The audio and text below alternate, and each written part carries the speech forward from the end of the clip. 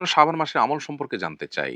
উত্তর হলো শাবান মাস শুরু হয়েছে। শাবান মাসের সবচেয়ে গুরুত্বপূর্ণ আমল হলো এ মাসে বেশি, বেশি নফল রোজা আমাদেরকে রাখতে হবে। নবী করিম সাল্লাল্লাহু আলাইহি ওয়াসাল্লাম সম্পর্কে আয়েশা রাদিয়াল্লাহু তাআলা আনহা বলেছেন, কানা নবী সাল্লাল্লাহু আলাইহি ওয়াসাল্লাম ইয়াসুমু শাবানা ইল্লা কালিলা। নবীজি পুরো শাবান জুড়েই প্রায় রোজা রাখতেন সামান্য কয়েকটা দিন বাদে।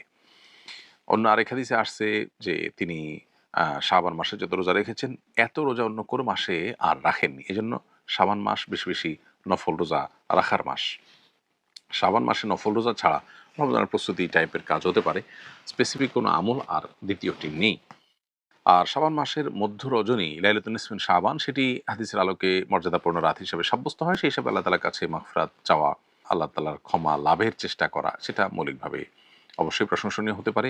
কিন্তু এই রাতকে ঘিরে আমাদের সমাজে বহু কাজ হয় যেগুলো কোন হাদিসের সাথে কোনো সম্পর্ক নেই এবং এটাকে ভাগ্য নির্ধারণের রজনী হিসাবে আমরা যারা মনে করি সেটাও সঠিক ধারণা নয়। তো শাবান মাসে বেশি, বেশি নফল রোজা রাখা উচিত, বিশেষ করে শুরুর দিকে, মাঝের দিকে। তবে শেষের দিকে রোজা রাখা অনুচিত এবং নিরুৎসাহিত করা হয়েছে বিভিন্ন বর্ণনা, বিভিন্ন হাদিসে।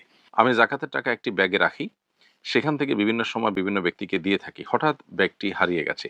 এখন কত টাকা ছিল বা আমি ইতিপূর্বে কত টাকা দান করে ফেলেছি জানা নেই, করণীয় কি? যাকাতের টাকা যে ব্যাগে আপনি রেখেছেন বা যে বাক্সে রেখেছেন সেখান থেকে কিছু, কিছু করে দিয়েছেন এবং হারিয়ে যাওয়ার আগ পর্যন্ত কত টাকা দিয়ে শেষ করেছেন আপনি জানতেন না। এই যদি হয় অবস্থা, তাহলে সেক্ষেত্রে আপনাকে অনুমান করে বের করতে হবে যে কত টাকা ইতিমধ্যে আপনি যাকাতের টাকা দিয়ে শেষ করেছেন। তাহলে আপনার সম্পদের সেই পরিমাণ যাকাত আদায় হয়ে গেছে। বাকি যেগুলো আপনার অনাদায় রয়েছে সেটা আপনাকে বের করতে হবে। এই জিনিসটা আপনাকে অনুমান করে বের করতে হবে এমনভাবে যা দিয়েছেন সেটা এর কম হবে না, এতটুকু নিশ্চিত।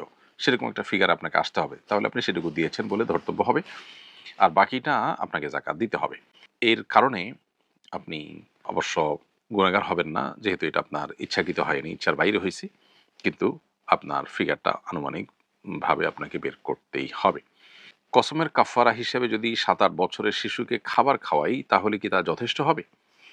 উত্তর হলো যে সাধারণত প্রাপ্তবয়স্ক বা প্রাপ্তবয়স্কের কাছাকাছি বয়সের মানুষকে কাফারা স্বরূপ যে খাদ্য দানের নির্দেশনা কোরআনে রয়েছে, সেটি আদায় করতে হবে এই সমস্ত মানুষকে খাওয়ানোর মাধ্যমে। ৭-৮ বছরের শিশু প্রাপ্তবয়স্ক কিংবা প্রাপ্তবয়স্কের কাছাকাছি নয়। তারপরও সে যদি প্রাপ্তবয়স্ক মানুষের সমপরিমাণ খাবারের মালিক হয় বা তাকে যদি এটা মালিক বানায় দেওয়া হয়, আপনি যদি অ্যাজ এ কাফারা তাকে দিয়ে দেন এটা, তাহলে আদায় হয়ে যাবে। এতে কোনো সন্দেহ নেই। আর বসিয়ে খাওয়ালে সে তাকে খাওয়ালে আদায় হবে না, একদল আলেমদের মতো, আরেকদল আলেমদের মতো হবে। তো নিরাপদ হলো আপনার এক্ষেত্রে প্রাপ্তবয়স্কের কাছাকাছি মানুষকে খাওয়ানো। বিশুদ্ধ মত হলো বা ফতোয়া যেটার উপরে সেটা হলো যে ৭-৮ বছরের শিশুকে পেট পুরে যদি খাওয়ানো হয় তাহলেও আদায় হয়ে যাবে। আমি নিয়মিত কোরআন তেলাওয়াত করি। অভ্যস্ততার ফলে পিরিয়ড চলাকালীন সময়েও মাঝে মধ্যে কোরআন তেলাওয়াত করে ফেলি। এতে কি আমার গুনাহ হবে?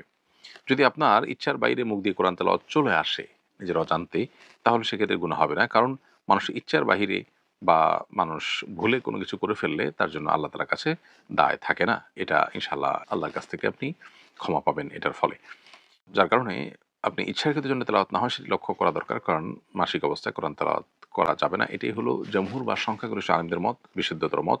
যদিও ইবনে তাইমিয়া রাহিমাহুল্লাহ সহ বর্তমান আরব উলামাদের অনেকে, বিশেষ করে সৌদি আরব আলেমদের অনেকেই মাসিক অবস্থায় কোরআন তেলাওয়াতকে অনুমোদন করেন। সংখ্যাগরিষ্ঠ আলেমরা অবশ্য এর খেলাফ বা ভিন্ন মত পোষণ করেন। রোজা রাখলে গর্ভের সন্তানের সমস্যা হবে, কি করব? রোজা রাখলে গর্ভস্থ সন্তানের সমস্যা হবে এটি যদি আপনি নিশ্চিত হন, তাহলে সেক্ষেত্রে রোজা না রাখার সুযোগ আপনার আছে। পরবর্তীতে রোজাগুলো যখন সুস্থ হবেন, গর্ভ খালাস হবে, তারপরে সুস্থ হওয়ার পর আপনি রোজাগুলো রেখে দিতে হবে। তবে গর্ভস্থ সন্তানের সমস্যা হবে এই জিনিসটা আপনাকে আগে নিশ্চিত করতে হবে। কিভাবে আপনি নিশ্চিত হলেন যে গর্ভস্থ সন্তানের সমস্যা হবে রোজা রাখতে গেলে? সামান্য একটু আশঙ্কা উপর ভিত্তি করেই এটিকে আপনি নিশ্চিত ধরতে পারেন না। বরং বিজ্ঞ এবং ধার্মিক একই সাথে রোজার গুরুত্ব বোঝেন, আবার ডাক্তার হিসাবে খুবই এক্সপার্ট এরকম মানুষের পরামর্শ, সম্ভব হলে একাধিক ডাক্তারের পরামর্শ নিয়ে যদি তারা বলেন যে না আপনার জন্য রোজা রাখাটা উচিত হবে না, রোজা রাখলে আপনার গর্ভস্থ সন্তান মারা যেতে পারে, অঙ্গহানি হতে পারে, বিকলাঙ্গ হতে পারে, এই টাইপের কোনো সমস্যা যদি হয়, তাহলে সেক্ষেত্রে আপনি অবশ্যই রোজাগুলো না রেখে পরবর্তীতে রাখতে পারবেন। আল্লাহ তাআলা কোরআনে বলেছেন, ফামান কানা মিনকুম মারিদান আও আলা সাফারিন ফাইদ্দাতুম মিন আইয়ামিন উখর। যারা অসুস্থ থাকবে অথবা সফরে থাকবে তারা অন্য সময় রোজাগুলো রেখে দিতে পারবে। অতএব এই আয়াত আপনার জন্য প্রযোজ্য হবে। আর সামান্য একটু ঠুনকো অজুহাত বা হালকা একটু ভয়, অহেতুক ভয়, এটার উপর ভিত্তি করে আপনি রোজা না রাখার সুযোগ কিন্তু নেই। ও মুক্তাদি ভুলবশত তাশাহুদ না পড়লে কি নামাজ হবে?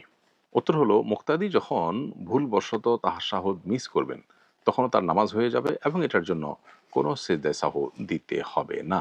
কারণ ইমামের পেছনে কেউ যদি কোনো ওয়াজিব তরক করে ফেলে ভুলে, তাহলে সেক্ষেত্রে মুক্তাদির আলাদা করে সিজদায়ে সাহু দেওয়ার কোনো বিধান নেই। ইমামের ভুল হলে ইমামের সাথে সিজদায়ে সাহু দিবেন, আর মুক্তাদির ভুল হলে সেটা যদি সিজদায়ে সাহু দিয়ে রিকভার করার মতো ভুল হয় তাহলে সেটা মাফ। আর যদি ফরজ ছুটে যাওয়ার মতো কিছু হয় তাহলে অবশ্য সে নামাজ আবার পড়তে হবে। যেমন কেউ ইমামের পিছনে নামাজ পড়লো, মনে করেন সে একটা সিজদা দিল না, তাহলে তার ওই নামাজ আবার পড়তে হবে। আর যদি কেউ তাশাহুদ ইচ্ছাকৃত ছেড়ে দেয় তাহলে সেক্ষেত্রে সেটা তো আপনার সিজদায়ে সাহু দিয়ে রিকভার করার মতো না, যার কারণে সে নামাজও পুনরায় পড়তে হবে।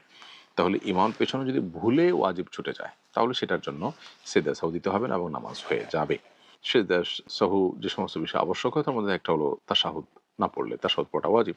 সো এটা যদি ভুলে ছুটে যায়, তাশাহুদ পড়াটা মিস করে যায় মুক্তাদি, তাতে তার সিজদায়ে সাহু দেওয়া লাগবে না। বিতির নামাজ কাজা করতে হবে কিনা? উত্তর হলো বিতির নামাজ যেহেতু ফুকাহা হানাফির মতে ওয়াজিব এবং ওয়াজিব নামাজ ছুটে গেলে সেটা কাজা করতে হয়, সেই হিসাবে বিতির নামাজ কাজা করতে হবে। অনেক ওলামাদের মতেই, বরং বেশিরভাগ ইমামদের মতে বিতির নামাজ সুন্নাহ। যার কারণে সুন্নাহ ছুটে গেলে কাজা করতে হয় না, এটা হলো তাদের দৃষ্টিভঙ্গি। বাট ফুকাহা আহনাফ বা বাংলাদেশের বেশিরভাগ মানুষ হানাফি মাযহাব ফলো করেন, সেই হিসাবে হানাফি মাযহাব অনুযায়ী এটি ওয়াজিব, যেহেতু অতএব ওয়াজিব ছুটলে কাজা করতে হবে।